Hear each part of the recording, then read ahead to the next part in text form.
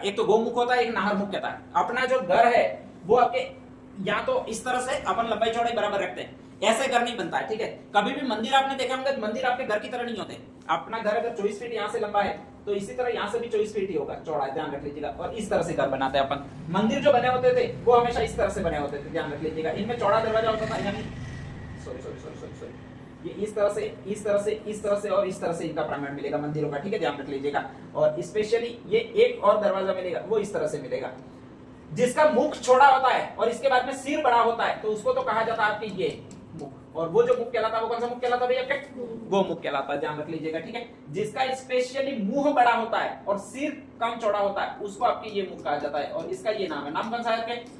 CM मुख। और इसी सीएम मुख को कहा जाता है वो नाहर मुख कहा जाता है, ठीक है, ध्यान रख लीजिएगा। तो ये दो कॉन्सेप्ट आपके चलते हैं, एक तो गोमुख कॉन्सेप्ट चलता है, एक नाहर मुख कॉन्सेप्ट चलता है। अगर आपके घर इस तरह का बना हुआ है तो इसका मतलब ये इनकम तो कम आ रही है और व्यय ज्यादा हो रहा है इस घर में, ध्यान रख लीजिएगा। नाहर मुख घर बना हुआ है तो इसमें ये होता है इनकम बहुत ज्यादा आ रही है, ठीक है, ध्यान रख लीजिएगा, और खर्च बहुत कम बना होता है। आपके घर की क्या पोजीशन है?